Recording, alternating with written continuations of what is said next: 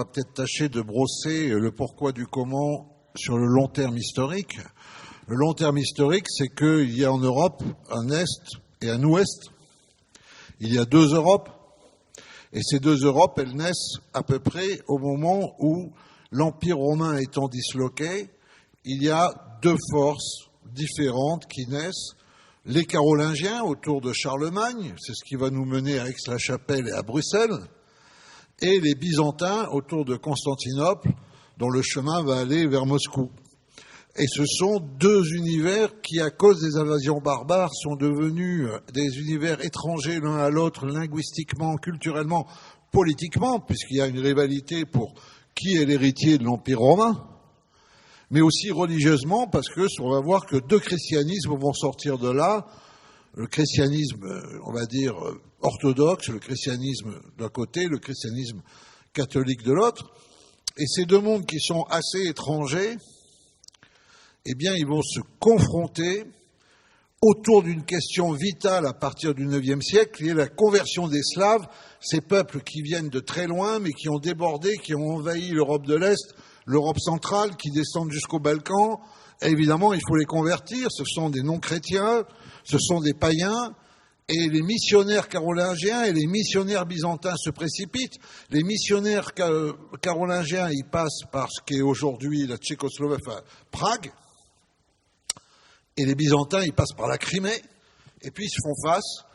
Et donc, leur rencontre brutale va dessiner une ligne qui court de la mer Baltique à la mer Méditerranée, qui court de Riga et de Vilnius, aujourd'hui dans les pays baltes, à Split, aujourd'hui en Croatie, et vous voyez que cette confrontation entre les deux mondes va donner lieu à une ligne de fracture qui n'est pas droite, qui zigzague, mais qui va véritablement diviser les deux Europes en divisant les Slaves, avec d'un côté, vous voyez des Polonais qui ont l'alphabet latin, qui sont catholiques, qui font face à des Biélorusses qui sont orthodoxes et qui ont l'alphabet cyrillique, russe si on veut.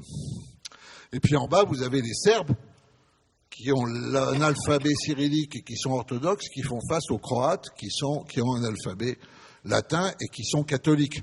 Au milieu de cette ligne, vous avez des Tchèques et des Slovaques qui n'arrêtent pas de se marier pour divorcer parce que ça ne marche pas, parce qu'ils sont de chaque côté de la ligne.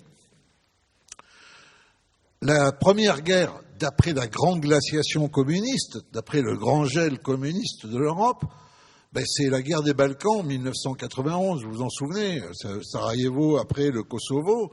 C'est une guerre qui éclate entre Serbes et Croates, en Croatie, dans une région frontalière de la Croatie qui est peuplée de Serbes et qui s'appelle la Krajina. Kraj, en vieux slavon, c'est la frontière, c'est les confins, c'est le territoire de bordure, de limite. Krajina, Ukraina, c'est la même racine. L'Ukraine, son nom veut dire frontière. Et l'Ukraine métabolise cette ligne parce que l'Ukraine est divisée entre, pour aller très vite, c'est plus compliqué, mais pour aller très vite, un Est orthodoxe tourné vers la Russie, un Ouest catholique tourné vers la Pologne, et cette ligne de partage de l'Europe, elle passe pile par Kiev. Donc l'Ukraine, qui est le pays des trois monothéismes, parce qu'il y a les Tatars de Crimée, ils sont musulmans, parce qu'il y a eu un monde juif tout à fait extraordinaire qui a été exterminé pendant la Deuxième Guerre mondiale, mais qui a donné beaucoup de la grande culture juive universelle que nous aimons. Et puis il y a ces chrétiens, mais les chrétiens, il y a les trois confessions chrétiennes. Il y a les catholiques, il y a les orthodoxes, et puis il y a les protestants qui apparaissent avec la Réforme. Et puis c'est la terre des deux totalitarismes. L'Holodomor, la grande famine organisée par Staline dans les années 1930, de manière à véritablement casser l'Ukraine. Alors l'Holodomor, ça déborde l'Ukraine, mais comme l'Ukraine, c'est les terres de tourbe, c'est le grenier à blé. Évidemment, l'Ukraine est frappée par cette disette organisée, famine organisée de manière terrible. 5, 6, 7, 8 millions de morts. Et puis, en 1942, des Ukrainiens de l'Ouest qui choisissent l'Europe depuis toujours, qui ont vécu les pages lumineuses de l'Europe, vont en vivre aussi les pages sombres, et vont former des divisions SS qui vont accomplir le Shoah par balle, 1,2 million juifs d'Ukraine exterminés. Donc vous voyez que cette Ukraine, la frontière, un pays qui s'appelle frontière, récapitule tous les grands enjeux de l'Europe. L'Ukraine aurait pu être un sas de réconciliation entre les deux Europes après la chute du mur de Berlin, mais nous n'avons pas fait le Nuremberg du communisme, nous avons laissé croître Poutine, qui est vraiment l'héritier de la Tchéka, cette police politique créée par Lénine, qui était le bras armé, le levier, la raison d'être du régime soviétique, c'est-à-dire dispenser la terreur. On a laissé faire tout ça, et aujourd'hui, eh bien, Poutine porte sa guerre sur cet endroit qui aurait pu être un pont de culture et de civilisation, de manière à en faire à nouveau un mur. Et c'est ça qui nous arrive d'un point de vue culturel. Alors, juste un mot, et après je laisserai la parole à Stéphane Courtois pour tout ce qui est du portrait KGBiste de Poutine. Mais Poutine est l'inventeur, c'est là où c'est important du point de vue religieux, Poutine est l'inventeur d'un régime inédit au monde qu'on pourrait appeler espiocratie, le règne des espions, c'est-à-dire ce sont les services secrets qui ont conquis tous les pouvoirs. Même en URSS, il y avait le KGB, mais il y avait un politburo, il y avait encore des politiques. Aujourd'hui, il n'y a plus rien. Avec Poutine, les services ont pris tous les pouvoirs évidemment politique, économique, financier, culturel, mais aussi pouvoir religieux, puisque vous voyez bien sur vos écrans, et ça vous inquiète et vous posez des questions, qu'il y a ce fameux patriarche Cyril qui bénit la croisade de Poutine contre l'Occident. Et en fait, on voit bien que ce facteur religieux est énorme, on y reviendra, parce que l'Ukraine, aujourd'hui, ne veut pas que son indépendance politique, elle veut aussi son indépendance religieuse, son indépendance d'église chrétienne, face à ce patriarcat de Moscou, qui est plus qu'un instrument dans la politique de Poutine, qui est un pivot du système poutinien, parce que, en fait, en URSS, il y avait le parti voulait prendre la place de l'Église, le parti est mort, et l'Église, au lieu d'être l'Église des martyrs, l'Église des pauvres, l'Église a repris la place du parti, et c'est elle qui alimente la nouvelle idéologie. Alors, M. Courtois, sur ce qu'a évoqué Jean-François, c'est-à-dire un régime fondé sur le pouvoir des espions et des services, ça illustre bien l'ascension de Vladimir Poutine. Oui, tout à fait, mais alors, Jean-François a bien situé le panorama au niveau européen et sur la base des religions, où effectivement c'est un problème très important.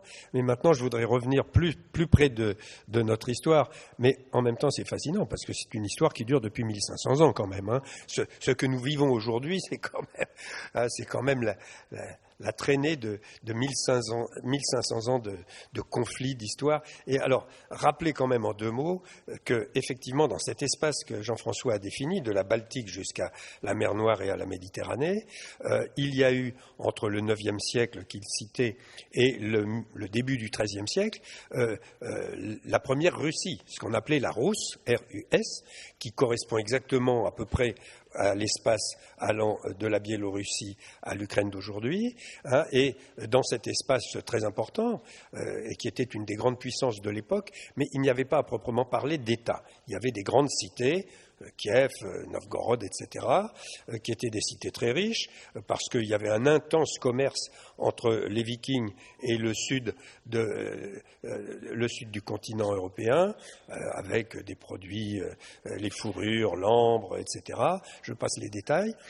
Le problème, c'est que cette Rousse, où est née la religion orthodoxe, cette Rousse a été, pour les Slaves bien sûr, cette Rousse a été détruite, ou très affaiblie en tout cas par les invasions tatares au début du XIIIe siècle, et donc il y a une espèce à une époque où, bien entendu, Saint-Pétersbourg n'existait pas, puisqu'il a été créé par Pierre le Grand, et où Moscou même n'existait pratiquement pas. C'était une espèce de bourg perdu au milieu des forêts, des ours et des loups. Bon.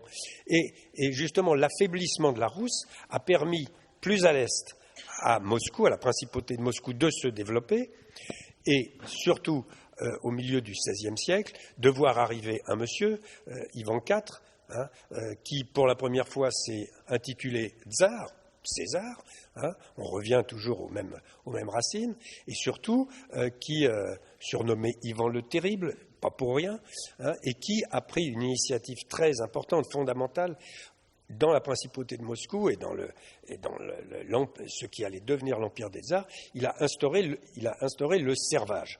C'est-à-dire qu'il a mis la paysannerie en servage, ce qui a créé un type de pouvoir très particulier, l'autocratie. Le tsar était chef de l'Église, chef de l'armée, chef de la politique, bien entendu, et propriétaire de son domaine. Et dans son domaine, il y avait des paysans en servage, c'était 90% de la population, et quant aux aristocrates, aux nobles, les boyards, il les avait mis à la raison en leur coupant un tout petit peu la tête. Or, dans la partie occidentale de cet espace, l'actuelle Ukraine, ça n'était pas du tout ce type de pouvoir qui était là. C'était au contraire ces paysans libres qu'on appelait les Cosaques, et donc tout le travail du XVIe siècle jusqu'au XIXe siècle pour le pouvoir tsariste de Moscou, ça a été de conquérir progressivement toutes ces terres vers l'ouest. Je ne parle pas de l'est parce qu'il faut rappeler que jusqu'au début du XXe siècle, la Sibérie était quasiment vide, mais vide d'hommes. Donc voilà, c'est tout ce travail impérial qui s'est fait entre le XVIe et le début du XXe siècle, et où déjà les Ukrainiens étaient considérés comme des petits Russes, des petits Russiens, et évidemment les gens de Moscou considéraient ces gens un peu comme des ploucs, pour parler français. Bon. En sachant quand même que les langues ne sont pas exactement les mêmes si elles sont proches, et que la culture politique, si l'on peut parler comme ça, n'est pas du tout la même. Du côté de Moscou, on avait cette culture du servage, c'est-à-dire de la soumission de l'autocratie, et du côté de ce qui est aujourd'hui l'Ukraine, c'était véritablement une culture d'une paysannerie libre, et ça c'est une différence très importante qu'on retrouve aujourd'hui. Il y a eu évidemment les grandes révoltes cosaques au XVIIe, au XVIIIe siècle, Pougatchev, etc. Je passe les détails. Donc voilà, à partir de Moscou, on se met en place cette mentalité impériale de domination et d'autocratie. Alors là-dessus, c'est la fracture, 1917, les bolcheviks, dans une espèce d'accident de l'histoire absolument invraisemblable, un petit groupe de rien du tout, finalement. Il faut rappeler qu'en 1904, après le congrès où les bolcheviks étaient apparus comme majoritaires, en réalité ils étaient minoritaires, et Lénine a reconstitué son groupe avec 19 personnes. 1904. 1917, il s'empare du pouvoir dans un des plus grands pays du monde. Bon, il se passe quelque chose quand même. Et c'est là, je le dis juste en deux mots, il faut bien comprendre que ce pouvoir des bolcheviks n'a pu se maintenir que par la terreur. Et donc, ils prennent le pouvoir le 7 novembre, officiellement à Saint-Pétersbourg. Ils n'ont même pas encore pris le pouvoir à Moscou, c'est la guerre civile. Mais dès le 20 décembre, Lénine crée la Tchéka, la commission extraordinaire, qu'on a l'habitude d'appeler police politique. Je m'insurge un peu, parce que police politique, tous les régimes, même démocratiques, ont des polices politiques. Nous avons eu, nous, les renseignements généraux. Je suis bien parlé pour en savoir. Comme vieux 68ard, il doit y avoir un gros dossier me concernant quelque part. Bon, mais c'était des polices politiques qui sont d'abord sous le contrôle des politiques, qui sont sous le contrôle des juges, et qui se contentent de faire des enquêtes. Même dans la Russie tsariste, l'Okhrana, la police secrète, faisait des enquêtes, arrêtait des révolutionnaires et les remettait à la justice. Par exemple, M. Lénine. Donc voilà, il faut bien comprendre tout ce dispositif.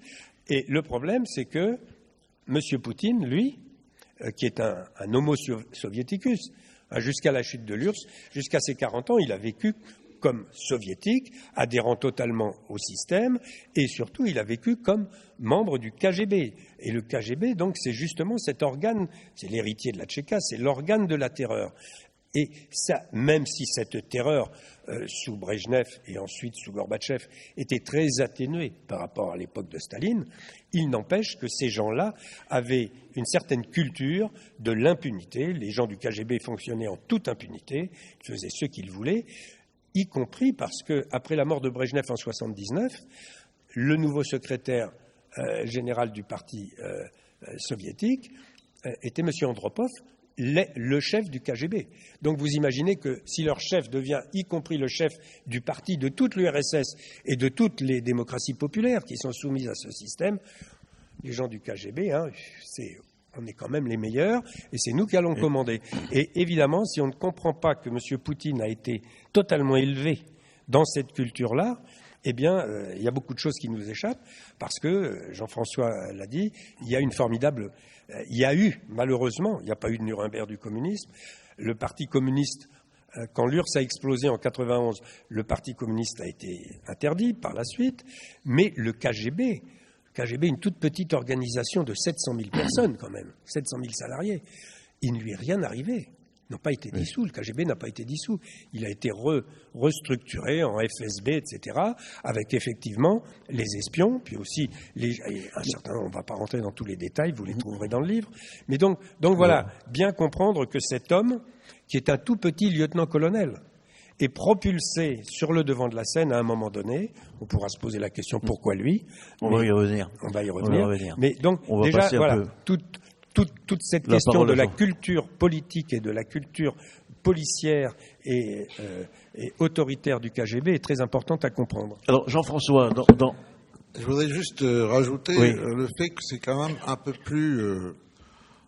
il y a une complexité quand même. C'est que l'Ukraine, elle a été suroccupée par une grande puissance de l'époque des temps modernes qui s'appelait l'Union des deux républiques et qui était l'union entre les Polonais et les Lituaniens.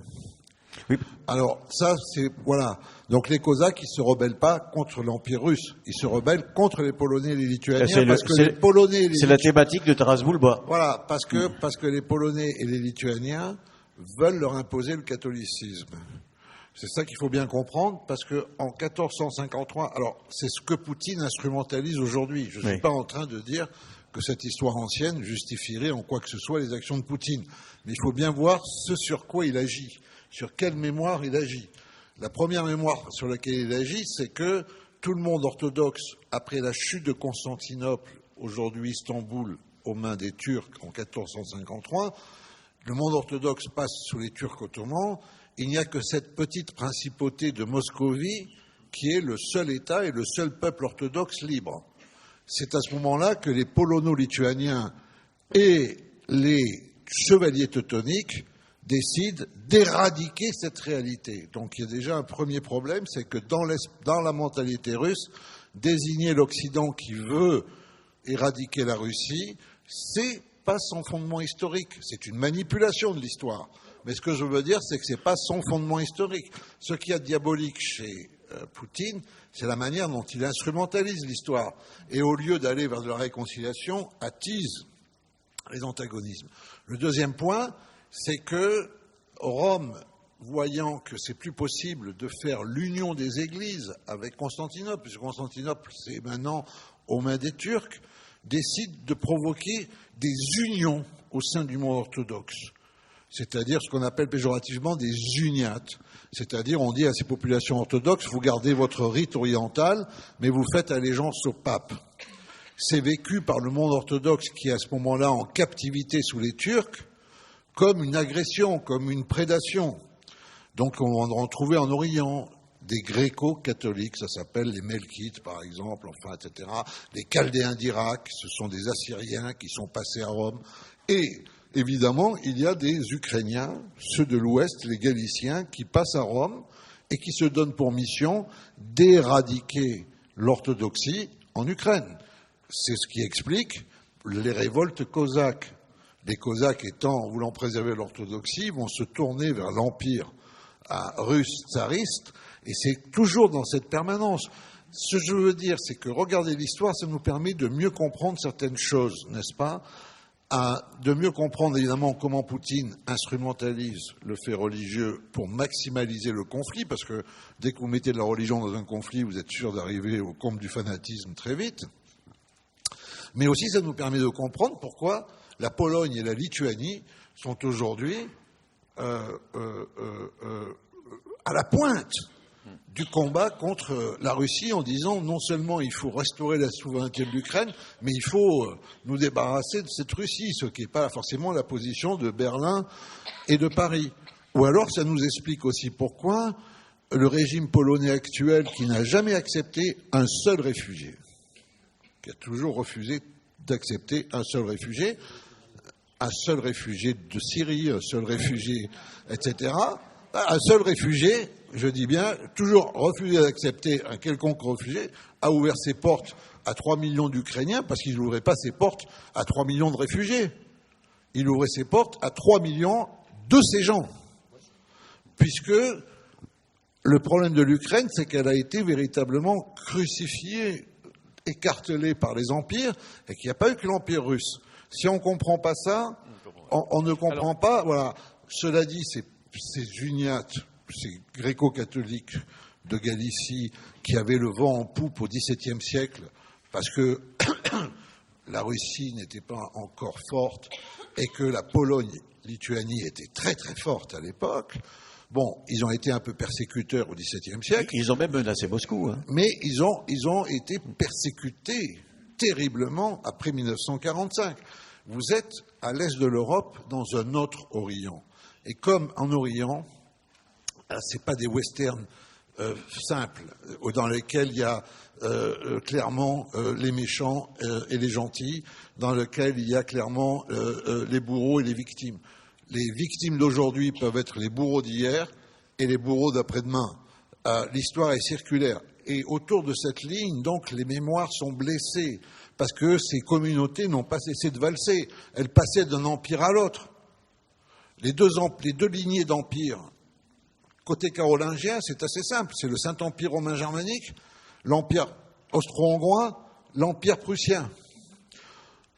Côté Empire byzantin, il y en a un qui est l'héritier politique et religieux, c'est l'Empire russe, mais il y en a un qui est l'héritier culturel, c'est l'Empire ottoman. Parce qu'il n'y a pas d'ottomanité. Vous voyez, vous vous souvenez, vous êtes allé en Turquie, vous avez peut-être vu que toutes les mosquées sont sur le plan de Sainte-Sophie et imitent Sainte-Sophie, qui est une basilique chrétienne.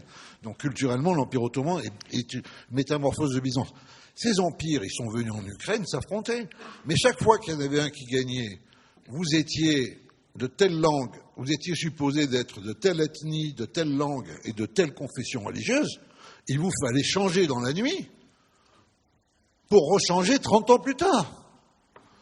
Et c'est bien ça que Poutine est en train de vraiment instrumentaliser. Et cette angoisse originelle, cette angoisse de naissance de la Russie, que l'Occident veut sa peau. Alors, deuxièmement, que l'espace russe est incontrôlable. Tout ça, il agit là-dessus aujourd'hui. C'est ce qu'il s'agit évidemment de déminer, puisque je suis parfaitement d'accord avec Stéphane Courtois, on n'a pas affaire avec Poutine à un Russe. D'ailleurs, ça me gêne toujours beaucoup. Moi, j'essaie de dire le Kremlin, Poutine, parce que je pense que c'est assez loin. Ça ne veut pas dire que la Russie n'ait pas été un empire, mais sous l'empire tsariste, Moscou voulait avoir Kiev pour posséder Kiev, pas pour détruire Kiev. C'est très différent. Là, on a affaire à un nihiliste. Alors, on y reviendra, on a affaire... Oui. Son fond religieux, c'est le nihilisme. On va y revenir, mais qui a tracé les frontières de l'Ukraine d'aujourd'hui et à partir de quels critères? Est-ce que les critères politiques, c'est-à-dire l'influence de la Pologne, l'influence de la Russie, ont été pris en compte? Est-ce que les critères religieux ont été pris en compte? Qui a tracé les frontières actuelles de l'Ukraine? Non, mais alors, Jean-François a raison. Il y a eu ce grand conflit entre les Russes moscovites et les lituano-polonais. Bon, ça a été en partie réglé déjà par Ivan le Terrible, qui les a combattus et qui les a battus. Et puis ensuite, effectivement, progressivement, tout ce qui était polono-lituanien a été refoulé vers l'ouest. Et le conflit... Les Allemands sont... Alors, voilà... Et le conflit religieux a commencé à se devenir un conflit géopolitique parce qu'une nouvelle puissance émergeait, qui était la puissance prussienne, devenue de plus en plus grosse, puissance allemande. Et c'est là qu'au XXe siècle, finalement, toute cette rousse dont je parlais tout à l'heure, de la Baltique à la mer Noire et à la Méditerranée, a commencé à être écrasée entre deux puissances, la puissance russe devenue soviétique et la puissance allemande devenue nazie. Et donc là, effectivement, c'est devenu absolument crucial pour les Ukrainiens. Alors, la question de la frontière, elle a été réglée une première fois en 1921, puisqu'en 1920, il y a eu une guerre entre les Soviétiques et les Polonais. Et vous savez que l'armée rouge a foncé pratiquement jusqu'à Varsovie à l'été 1920, a failli s'emparer de Varsovie. Et l'idée de Lénine, c'était que l'armée rouge allait déferler sur l'Allemagne et la révolution prolétarienne mondiale serait lancée, ce serait sensationnel. Bon, il se trouve qu'une petite armée polonaise renforcée par à peu près 400 officiers français, dont un certain capitaine de Gaulle, a mis en déroute cette armée rouge qui était obligée de reculer sur des centaines de kilomètres et beaucoup plus vers l'Est. Et c'est à partir de ce moment-là qu'une première frontière s'est établie entre Pologne et Union soviétique. Bon, en 1939, le camarade Staline, dans des circonstances bien particulières, a décidé de faire alliance avec Hitler, avec un projet très précis. On va liquider la Pologne purement et simplement. Voilà, un État de 35 millions d'habitants va disparaître, et c'est la fameuse affaire des protocoles secrets, puisqu'il y a 2 traités. Premier traité qualifié par antiphrase, je dirais, traité de non-agression du 23 août 1939, où l'URSS et l'Allemagne nazie signent un traité comme quoi, elles ne vont plus se faire la guerre, à la stupeur du monde entier bien entendu, mais il y a des protocoles secrets qui prévoient le partage des zones d'influence, et en particulier le partage de la Pologne. Donc, on est là le 23 août, le 1er septembre, l'Allemagne attaque la Pologne, le 17 septembre, l'URSS attaque la Pologne par l'autre côté, et le 28 septembre, le traité que tout le monde oublie toujours, le 28 septembre, Ribbentrop, le ministre des Affaires étrangères nazi, retourne à Moscou, reçu en grande pompe, et là, on re-signe un traité, mais qui est un traité d'amitié et de délimitation des frontières, avec à nouveau de nouveaux protocoles secrets, et là, Ribbentrop dit à Staline, qu'est-ce qu'on fait? On garde un petit État polonais croupion. Staline, qui a encore en travers de la gorge la défaite de 1920, dit « Pourquoi voulez-vous garder la Pologne? Ça ne sert à rien. On liquide la Pologne. » Donc voilà. Et à partir de ce moment-là, il y a à nouveau... l'Ukraine, ils sont où, là? Alors justement, en Union soviétique, jusqu'en août 1939, il y a une Ukraine orientale. Et c'est dans cette partie de l'Ukraine orientale qu'a eu lieu la fameuse grande famine de 32-33 qui était évoquée, le Holodomor, que les Ukrainiens considèrent comme une tentative de génocide. À partir du 28 septembre 1939, c'est la partie occidentale de l'Ukraine qui était jusque-là en Pologne, qui va passer, rebasculer, comme le dit Jean-François, ça n'arrête pas de basculer et de rebasculer, va rebasculer dans la sphère soviétique. Le 22 juin 1941, les nazis attaquent l'Union soviétique. À nouveau, l'Ukraine, évidemment, est aux premières loges, donc elle va être complètement ratissée par la Wehrmacht. Elle va repasser sous le contrôle allemand nazi. Et en 1945, bien entendu, on refait la bascule dans l'autre sens. Et cette fois-ci, toute l'Ukraine, y compris quelques petits bouts à l'extrême ouest de l'Ukraine, la Ruthénie subcarpatique, etc., va repasser dans l'orbite soviétique, avec un monsieur qui va prendre le contrôle de tout ça, Nikita Khrouchtchev. Rappelez que Nikita Khrouchtchev est un Ukrainien, et Staline l'a nommé dès janvier 1938 pour s'occuper de l'Ukraine soviétique, c'est-à-dire l'Ukraine orientale, et après 1945, s'occuper de l'ensemble de cette Ukraine orientale, puis maintenant orientale et occidentale. Donc l'Ukraine d'aujourd'hui est une construction de l'Union soviétique. C'est une construction de l'Union soviétique, absolument, avec en plus le problème de la Crimée. Oui. Puisqu'à un moment donné, Khrouchtchev va dire la Crimée, allez, il faut suivre. Alors, il faut suivre, mais... On a lu un peu, lorsque le conflit a commencé et lorsque l'invasion a été produite, que vu de France, qui est un État-nation millénaire, les gens ont dit, oui, après tout, l'Ukraine, est-ce que ça existe? Les Ruthènes, les Galiciens, ils sont tous cathos. Du côté du Donbass, ils sont tous orthodoxes. La moitié sont russophones. Zelensky, qui est d'une famille de scientifiques soviétiques, juifs, a dû apprendre l'ukrainien pour vraiment faire des discours présidentiels, parce que là, il parlait surtout russe. On dit, qu'est-ce que c'est ce truc? Ça n'existe pas. Non, ça existe. L'Ukraine existe. Le sentiment national ukrainien n'existe pas uniquement par l'action de Poutine. Non, Et il y a surtout une différence essentielle de constitution de société, bon, que Stéphane ramène au servage, non-servage, mais l'Ukraine, c'est une société pastorale, c'est une société méridionale, c'est une société paysanne avec des assemblées villageoises, ça s'appelle des radas. La rada, c'est le nom du parlement aujourd'hui ukrainien, et donc on peut dire que indiscutablement l'Ukraine existe. D'un point de vue, je veux dire véritablement d'une psychomorphologie des peuples. Alors attention, c'est peut-être pas le génie russe convulsif qui donne Dostoïevski, Tolstoï, c'est pas la folie russe, l'immensité russe, les artistes, les peintres russes. C'est peut-être une société plus simple, plus bucolique, mais enfin elle a le droit d'exister. En tout cas, elle existe du point de vue de la mentalité très différemment. Deuxièmement, il y a toujours eu une volonté d'aspiration nationale. Alors elle a existé évidemment autour de la Rousse, de la Kiev de Rousse, le lieu du baptême des Slaves par Constantinople, jusqu'au XIIIe siècle, jusqu'aux Mongols, et puis aux Polonais, et puis aux Russes. Elle a existé avec ces fameux Cosaques Zaporogues. On les appelle Zaporogues parce qu'ils sont de Zaporijja, la centrale. Vous savez que les Russes et les Ukrainiens se disputent, mais déjà les Russes et les Polonais se disputaient la région pour les mines, pour les ressources minières qui avaient dans cette... C'est toujours été une région disputée. Bon, ces Cosaques, ils ont voulu faire leur indépendance. Alors évidemment, ils ont failli être écrasés par les Polonais. Ils ont appelé au secours les Russes qui étaient des orthodoxes comme eux. Ils les appellent. Bon, les Cosaques pensent qu'ils signent un traité d'alliance. Les Russes viennent de signer un traité d'annexion. Tu vois, ça c'est le problème de la lecture des traités. Et c'est pour ça que 3 siècles après ce traité, Khrouchtchev va donner la Crimée à la République soviétique d'Ukraine pour dire à l'Ukraine, tu ne t'en vas pas. Tu es sous l'égide du Kremlin. C'est ça le message. C'est pas du tout un cadeau. Il n'était pas sous.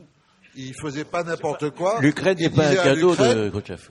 3 siècles après que les Cosaques ont signé, tu resignes, mais évidemment, dans la dot du mariage, je te file la Crimée. Bon. Ensuite, il est vrai aussi que toute la région de la Crimée, après Byzance et après les Turcs, a été largement désertée.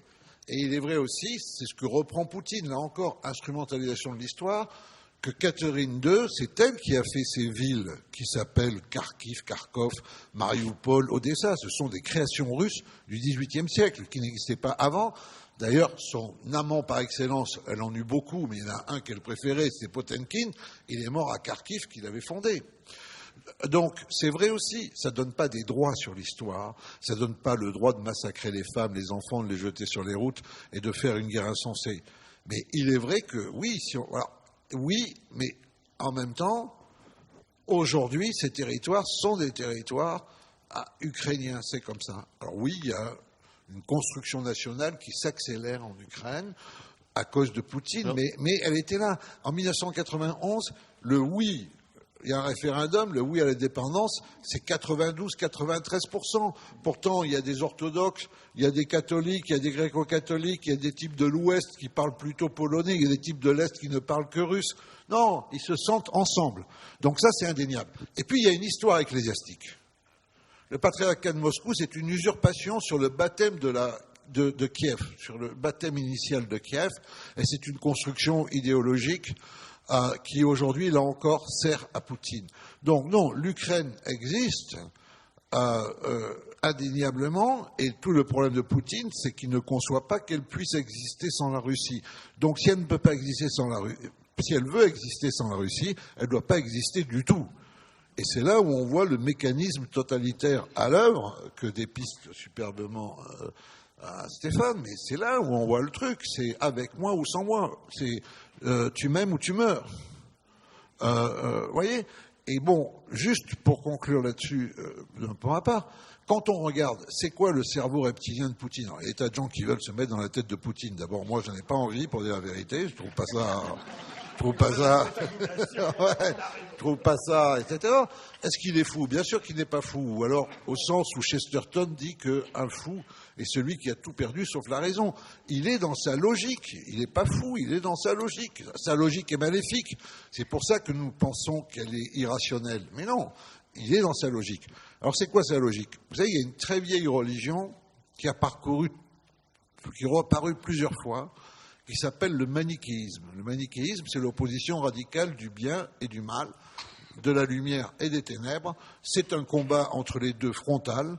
Il faut que la lumière écrase et dissipe les ténèbres, et de préférence de manière apocalyptique. C'est une promesse d'Apocalypse.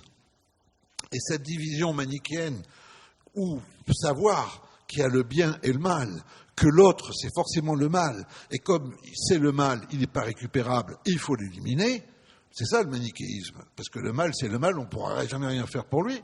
C'est toute une logique structurellement qui a été celle du marxisme-léninisme, du bolchevisme, qui a été une forme de manichéisme contemporain. Le manichéisme dans l'Antiquité s'infiltrait dans toutes les cultures. Il y a eu un manichéisme en Iran zoroastrien, il y a eu un manichéisme chrétien, il y a eu un manichéisme juif. De la même façon, le marxisme s'est infiltré dans toutes les cultures. Il y a eu un marxisme, un communisme vietnamien, un communisme albanais, etc. Et juste pour finir, ce cerveau manichéen, ça mène à quoi? Au nihilisme. Il est aussi l'héritier de la tragédie qui a amené les bolcheviks au pouvoir, de la grande crise des nihilistes russes qui ont provoqué 30 000 attentats un peu avant la décennie qui a précédé 1917. C'est un nihiliste manichéen. Et la preuve de ça, c'est que Havaldai, qui est son Davos, en 2017, c'était avant qu'il envahisse l'Ukraine, alors il dit, écoutez bien, il dit, nos ennemis ne connaissent pas notre puissance de sacrifice. Ils seront tous crevés, le ventre éventré, en enfer. Et nous serons morts avec eux, mais nous serons en train de rigoler au paradis. Le patriarche Kirill, qui est son homme à tout faire, lorsqu'il fait la mobilisation Poutine, Kirill dit les soldats mobilisés qui vont mourir au front seront tous absous de leurs péchés et iront au paradis. C'est des martyrs de l'Église, quoi. Tu vois la confusion? Qui parle comme ça? C'est Oussama Ben Laden, c'est Daesh. Et Khomeini. Mais la différence entre Oussama Ben Laden et Vladimir Poutine, c'est ça, un gros souci pour nous, c'est un chiffre, un mot et un adjectif, 6500 ogives nucléaires, qui est l'arsenal du Kremlin. Et ça change la donne, parce que si déjà combattre le terrorisme international, c'était compliqué, mais là, on retombe, en fait, face à cette menace. Alors, est-ce qu'il prépare la guerre nucléaire? Sans doute pas. On n'a pas de signe pour l'instant. Est-ce que cette menace pèse sur notre propre rapport au mal? Certainement, parce que ça nous ramène, en fait, à l'abîme. Et il compte bien, en fait, que notre peur l'emporte sur notre détermination. Donc la guerre qu'on a, c'est une guerre aussi de courage spirituel, que j'appelle comme ça à défaut d'un autre mot. C'est de courage moral, de courage éthique. C'est cette détermination-là qu'il nous faut avoir. Parce qu'on est face à quelqu'un qui méprise les vies ukrainiennes, ça c'est clair, mais russes aussi. Il envoie tous ces gamins, comme de la chair à canon, mourir au nom d'une idée absurde. Tout ça parce que son système était tellement corrompu, tellement violent, qu'il n'était même pas foutu de séduire les Ukrainiens, en leur disant « Soyez avec moi, on va construire un monde ensemble ». Alors ce système, comment est-ce qu'il est arrivé, oui, lieutenant-colonel, au fait du pouvoir? C'est la vraie question. Comment se fait-il que ce petit individu, quand on voit les témoignages, quand il était agent du KGB en RDA, en République démocratique allemande, puis ensuite quand il est rentré à Saint-Pétersbourg après la chute du mur de Berlin, comment se fait-il que ce petit lieutenant-colonel ait été projeté littéralement sur le devant de la scène de l'histoire et au sommet du pouvoir en Russie en 2 ans et demi. 1998, il est nommé chef du FSB, donc cet organisme qui a pris en partie la suite du KGB. Et puis, presque tout de suite après, il est nommé Premier ministre par Eltsine. Et puis, dans un moment étonnant, à la veille du 1er janvier 2000, Eltsine va à la télévision, le président de la Fédération de Russie, et dit « Eh bien voilà, j'abandonne mes fonctions et je les confie à un président par intérim, M. Poutine. » Bon, qui dans la foulée va se faire élire en 2000 avec le soutien de tous les médias, de tous les oligarques, etc. Bon, là, il y a quand même un vrai problème d'interprétation. Alors, bien sûr, on pourrait penser que c'est le génie de M. Poutine qui lui a permis de faire cette ascension fulgurante. Personnellement, dans notre livre, et nous sommes 11 auteurs à faire ce livre, nous ne pensons pas du tout que ce soit dû au génie personnel de M. Poutine, mais à une opération bien programmée des dirigeants du KGB, parce qu'au-dessus des lieutenants-colonels, comme on sait, il y a des généraux. C'est d'ailleurs ce qui m'avait mis la puce à l'oreille. Quand Poutine a commencé à monter comme ça sur le devant de la scène au FSB, honnêtement, moi, je n'y ai pas fait attention. Je me suis dit, c'est un fonctionnaire comme un autre. Bon. Et puis, alors, évidemment, à partir du moment où il est élu président, ça change tout. Hein, d'autant que c'est un président qui va avoir beaucoup de pouvoir. Donc, il se trouve que j'étais très ami avec un des grands dissidents soviétiques, Vladimir Boukhovski, qui avait été expulsé d'URSS après Solzhenitsyn, et qui était plein d'humour, un garçon plein d'humour. Et donc, je le vois, je lui dis, mais attends, Vladimir, tu peux m'expliquer cette histoire-là, ce Poutine, c'est qui ? Et il me regarde en se fichant de moi, littéralement, me dit, mais tu n'as pas l'air de savoir qu'au-dessus des lieutenants-colonels, il y a des généraux ? Alors, je lui dis, oui, bien sûr, il y a des généraux. Et tu comprends pas ce que ça veut dire ? Non. Donc, vous voyez, bon, on était encore franchement, on était dans le potage. Et en plus, beaucoup d'observateurs à l'époque étaient persuadés que la Russie sortait du communisme, elle allait prendre l'autoroute de la démocratie, tout allait très bien se passer. Hein. On n'a jamais pensé à ce moment-là, au début des années 2000, qu'on allait avoir ce type de processus qui allait se mettre en place, c'est-à-dire l'organisation de la reconquête du pouvoir d'État par les gens du KGB, ou en tout cas une fraction des gens du KGB, mais pas seulement une fraction des gens du KGB. Des gens du KGB comme Poutine à coquiner avec la grande mafia. Parce que c'est ça le problème. L'histoire de Poutine, c'est quand même l'histoire de Poutine à Saint-Pétersbourg. Quand il est rentré de RDA, après la chute du mur, il a repris ses activités de KGBiste à Saint-Pétersbourg, et quand l'URSS s'est effondrée, il y a eu des élections. Un certain Sobchak, qui était professeur de droit à l'université de Saint-Pétersbourg et qui avait été le professeur de Poutine, parce que Poutine avait fait des études de droit. Alors vous allez me dire, qu'est-ce que ça veut dire des études de droit dans un régime totalitaire ? Ça, c'est encore une autre question. Hein, mais en tout cas, ils se connaissaient, et Sobchak s'est adressé, bien entendu, au général du KGB de la région en disant « il me faudrait un homme de confiance pour telle et telle chose ». L'autre lui a dit « prenez Poutine, c'est un type très fiable, sérieux, travailleur, fidèle, il ne vous trahira pas ».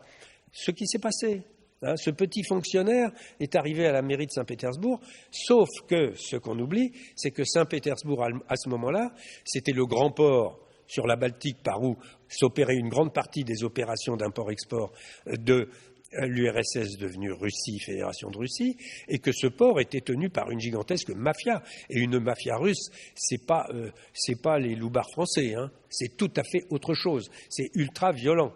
Donc, et Poutine, bien entendu, comme homme du KGB, comme homme de la mairie, est entré en contact avec ces gens-là.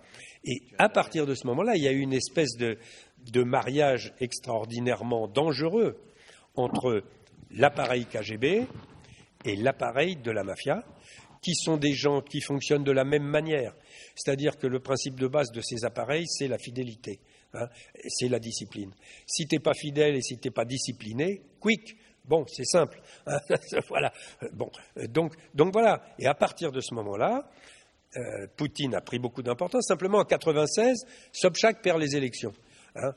Il était tellement corrompu que même pour les Russes, c'était trop. Il perd les élections. Poutine perd tout, puisqu'il n'est plus rien. Et miraculeusement, qu'est-ce qui se passe ? Il est appelé à l'administration présidentielle à Moscou. Mais c'est magnifique. À votre avis, ça s'est passé comment ? Il a téléphoné à l'administration présidentielle en disant « je cherche un poste ». Non. Il a dit « toi, tu viens ici, tu viens dans l'entourage du président Eltsine, tu vas le surveiller et tu vas le sauver ». Parce que c'est comme ça que Poutine est devenu un homme très important au sommet. Il faut rappeler qu'à un moment donné, sur la fin de sa carrière, Eltsine et sa famille étaient sous le coup d'inculpation du procureur général de Russie pour des corruptions massives. Et le problème, c'est comment se sortir de là. Qui a sauvé? Eh bien voilà, c'est notre ami Poutine, chef du FSB. Et qui a sauvé Poutine tout de même à Saint-Pétersbourg? Parce qu'à un moment, il est inquiété lui aussi, malgré tout. Et son dossier atterrit sur le bureau d'un petit juge qui s'appelle Medvedev, voilà. Et qui va devenir ensuite son Premier ministre, son président d'échange. Par intérim. Un vrai faux président. Voilà. Et en fait, c'est là où se forme le clan des Pétersbourgeois qui aujourd'hui, parce qu'on est face à une mafia kleptomane, mais qui est assise sur la violence et la terreur des services. Les services ont nettoyé tous les oligarques. Vous vous souvenez de ces oligarques? Vous savez peut-être ces oligarques qui s'appelaient Berezovsky, Guzinski. Berezovsky, vous savez, il est mort à Londres. Il s'est pendu dans sa salle de bain. Il prétendait faire et défaire les présidents, et c'était lui qui était derrière Yeltsin. Rodorkovsky, qui était le type qui voulait vendre le pétrole russe aux Américains, qui s'est fait arrêter, qui a passé 10 ans en tôle. Les services ont véritablement pris la place des oligarques, et tout ce qu'il y a de valeur en Russie appartient en fait au clan de Saint-Pétersbourg, dont tous les enfants sont mariés ensemble. Tu vois, c'est ça qu'il faut voir. Donc vous êtes face à, je veux dire, à une série que Netflix n'aurait pas osé imaginer, tellement on aurait dit c'est invraisemblable. On a dit au scénariste arrête la cocaïne, c'est invraisemblable, arrête de boire du whisky, c'est invraisemblable, etc. Et c'est ça le truc. Et donc un des crimes ils sont très nombreux, mais un des crimes de Poutine, c'est aussi par la prédation exercée par l'ensemble de ce clan. Il faut savoir que la Russie a vécu sur les rentes de ses ressources, le pétrole, le gaz et puis plusieurs minerais très rares, mais que la Russie n'a jamais dépassé, sous Poutine, le PIB de l'Espagne, c'est-à-dire le produit national brut de l'Espagne. Chaque année, ces 10 dernières années, la Russie arrivait à peine à ce résultat-là, avec un creusement des inégalités extrêmement profonde. Donc, l'amour de Poutine même pour la Russie elle-même, non, la Russie a été une prédation terrible. Et puis, juste pour dire un mot de plus là-dessus, évidemment, la propagande de Poutine, le tsar qui va défendre l'homme blanc, le christianisme, la famille, etc. Enfin, il faut être quand même le roi des nigauds ou la reine des nigaudes pour avaler un boa pareil. Ça ne tient pas debout. Vous êtes face à un empire du meurtre, de la répression, du mépris de la personne humaine et du mépris même du christianisme. Pour la petite histoire, la Douma a voté une loi. Il y a 4 religions nationales en Russie: l'orthodoxie, le christianisme russe, l'orthodoxie, l'islam russe, le judaïsme russe, le bouddhisme russe. Ces religions ont tous les droits. Tous les autres groupes religieux sont considérés comme des infiltrations sectaires étrangères. Et Poutine traite les musulmans de Russie, qui sont une quinzaine, peut-être une vingtaine de millions, aussi bien que les orthodoxes. Et c'est peut-être tant mieux pour les musulmans de Russie. Je veux dire, je ne suis pas en train... Mais je veux dire, le côté sauveur de l'Occident chrétien traditionnel, etc., arrêtez, quoi. Je veux dire, Poutine a ordonné des meurtres à les mains couvertes de sang et n'en a rien à faire de la morale. Et n'en a rien à faire de l'Occident et vous considère tous d'ailleurs comme des dégénérés. N'est-ce pas? C'est des dégénérés manipulables. Ça a été ça tout le sens de sa propagande. Ouais. Il voit l'Europe comme un ventre mou de déliquescence. Et dernier point, si vous n'êtes pas convaincu de ce que je vous dis, voyez que de toute façon, si vous vous entretenez encore ces illusions sur le personnage Poutine, sachez que de toute façon, il vous traitera demain comme il traite aujourd'hui les Ukrainiens, et que vos bons sentiments à son égard ne vaudront pour lui que l'expression de votre faiblesse qui vous condamnera aux pires tortures. Vous êtes averti en tout cas, hein, vous êtes averti.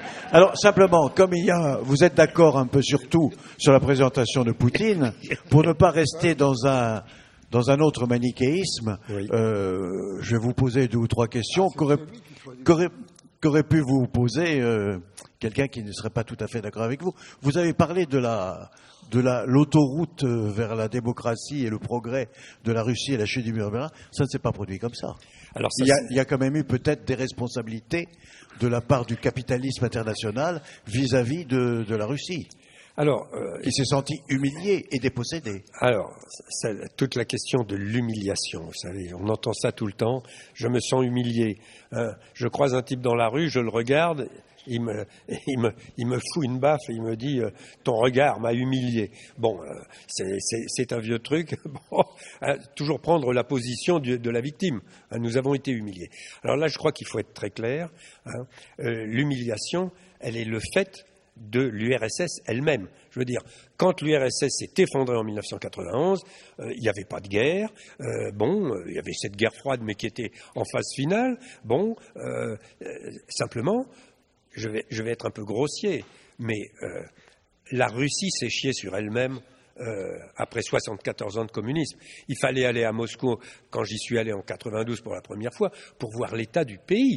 C'était véritablement un désastre économique d'abord, à cause de l'idéologie communiste. On ne veut pas de propriété privée, très bien, ok. Bon, alors on fait une économie planifiée, administrée, qui ne fonctionne pas. À Moscou en 1992, les gens avaient le plus grand mal à se nourrir. Moi j'allais aux archives, à la cantine des archives, le personnel des archives, pour se nourrir, il avait droit à une espèce de mortadelle, je n'oserais même pas appeler ça un saucisson, moi qui tue un cochon chaque année à la campagne, mais c'était vraiment épouvantable.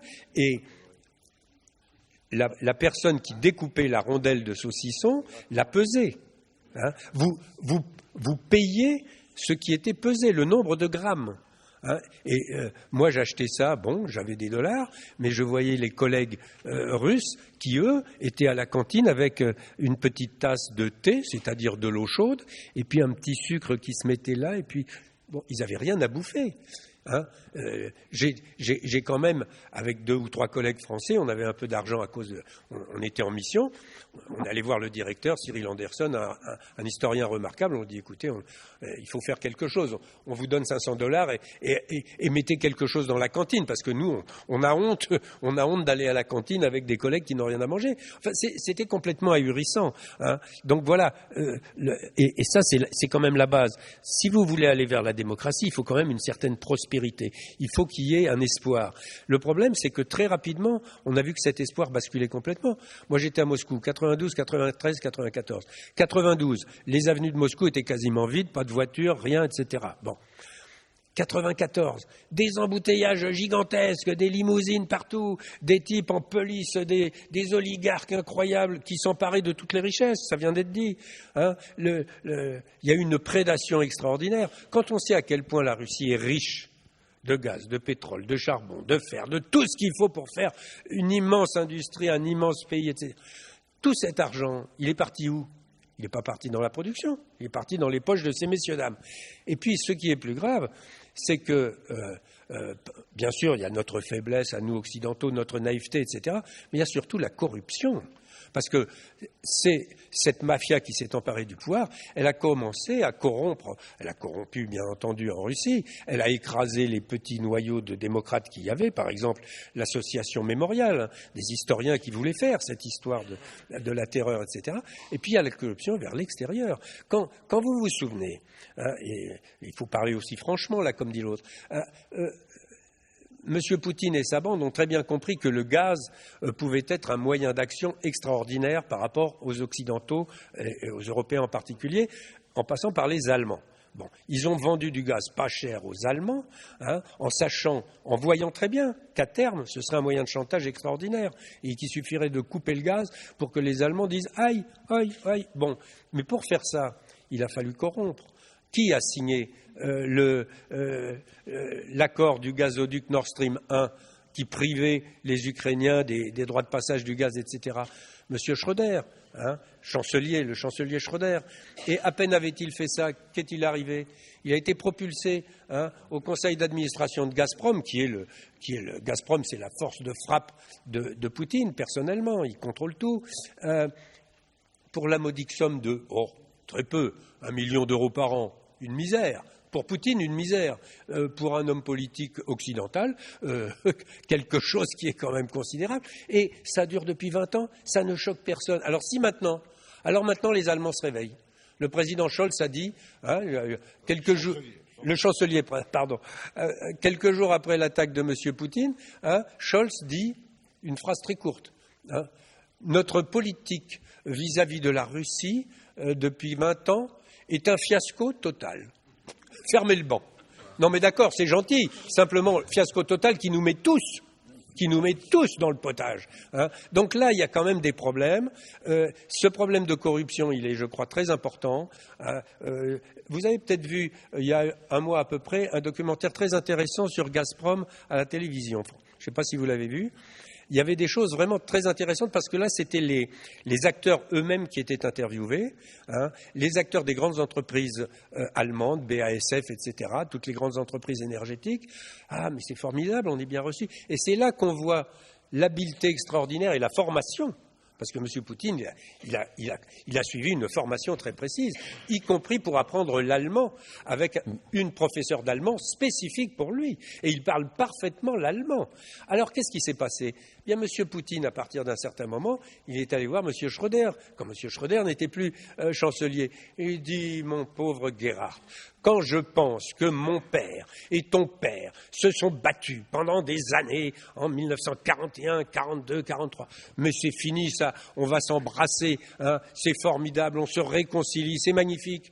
L'autre imbécile, entre la corde sentimentale et puis la corde passe-moi le pognon, ça a bien marché, très bien marché. Et ça a marché pour beaucoup de responsables de l'industrie allemande et aussi pour un certain nombre de responsables sociodémocrates finlandais et suédois que M. Schröder a mis dans la boucle. Sur l'humiliation, c'est assez simple. Poutine, qui était donc un acteur surdimensionné en tant qu'héritier de l'Union soviétique en raison du siège au Conseil de sécurité de l'ONU et en raison de l'arsenal nucléaire, mais qui était un nain en raison de l'état de la Russie, de son PIB, etc., a véritablement consacré tout son budget, au lieu de redresser la situation sociale des Russes, au réarmement. Et la vérité, c'est qu'il a marqué des points complètement étonnants sur l'échiquier planétaire, totalement étonnants. Il a été fort de nos faiblesses, on l'a laissé faire. Vas-y, il a consacré le fait que la Russie avalait la Transnistrie, cette région qui est très importante, qui est entre la Moldavie et l'Ukraine, et où il y a des statues de Lénine par tous les coins de rue encore. On l'a laissé avaler la moitié de la Géorgie, l'Ossétie, il l'a annexé. On lui a laissé annexer la Crimée. On lui a laissé incendier le Donbass. C'est lui qui a gagné la guerre de Syrie et qui a maintenu Bachar el-Assad au pouvoir.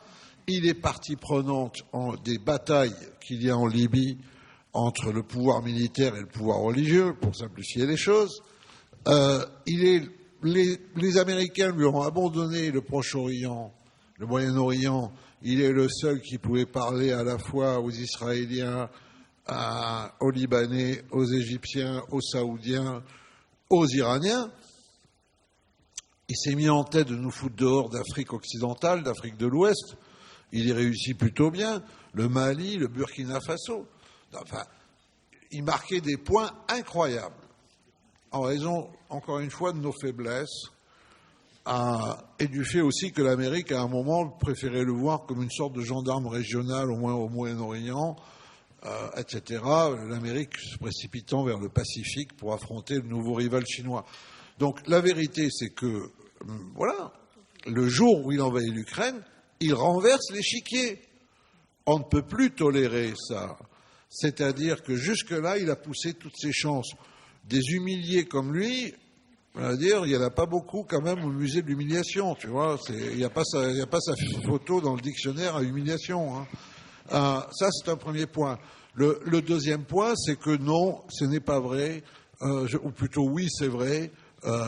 Londres, Berlin, Paris avaient décrété que l'Ukraine n'entrerait jamais dans l'OTAN, que l'Ukraine pourrait être associée à l'Europe comme un marché, pas plus. Je veux dire, et que de ce point de vue-là, on avait imposé ça à Washington parce qu'on savait que c'était un casus belli. Tout l'argumentaire de Poutine est totalement faux. Alors, rapidement, ces argumentaires, ça a été légitime défense, on veut m'encercler et m'étrangler.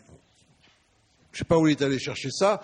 En tout cas, c'est pas même si on avait absorbé, même si on avait mis des missiles de l'OTAN sur toute la frontière ukraino-russe, ça n'aurait rien changé au fait que des missiles, il y en a partout qui visent la Russie, en Turquie, dans les pays baltes, dans les pays scandinaves, et que lui-même il nous vise de toute façon.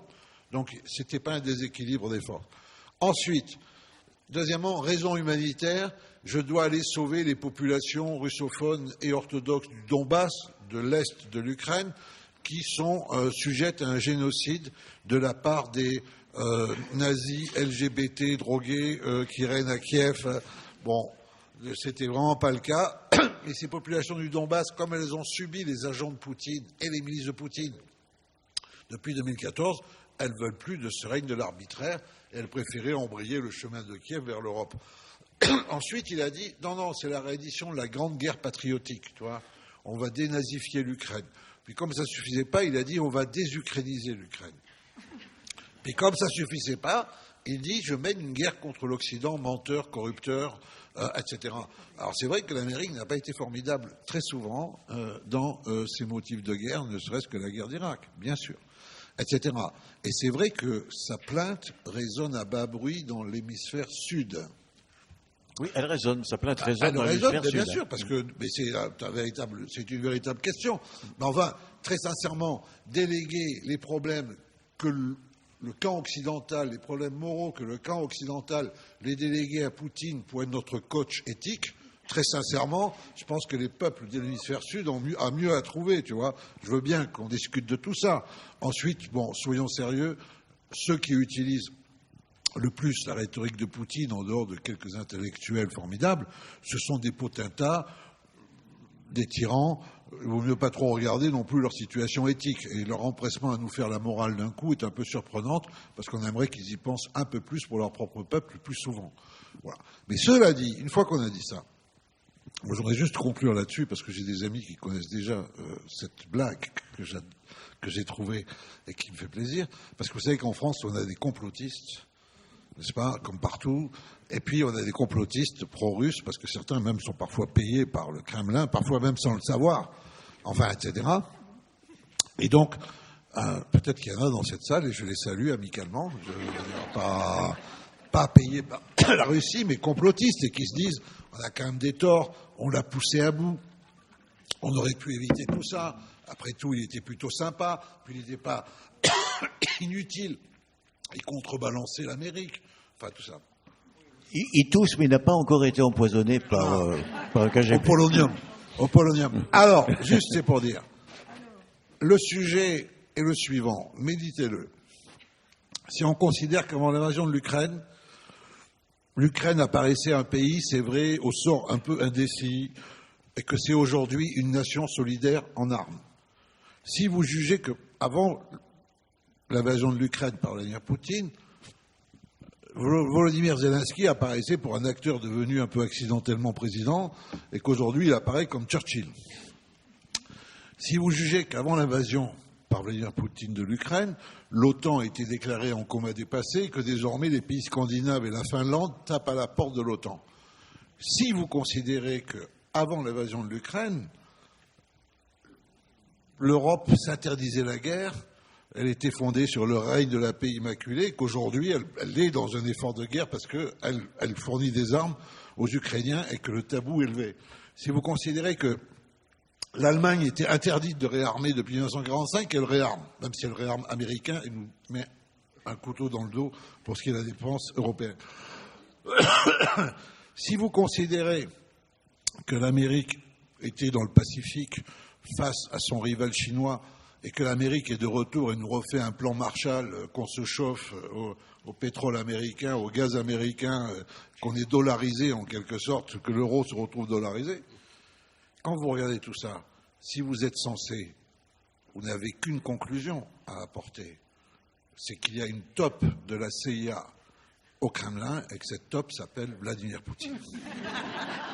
C'est sur ce bon mot que nous allons terminer, mesdames, messieurs. Nous avons, je crois, ils ont répondu en tout cas à la question posée par ce débat. Qu'est-ce que la guerre d'Ukraine nous dit de Vladimir Poutine? Ils ont donné leur réponse. Jean-François Colosimo, La crucifixion de l'Ukraine, aux quelles éditions? Ah oui, Albin Michel. Et sous la direction de Stéphane Courtois et de Galia Ackermann, le livre noir de Vladimir Poutine aux éditions Perrin, associé à Robert Laffont.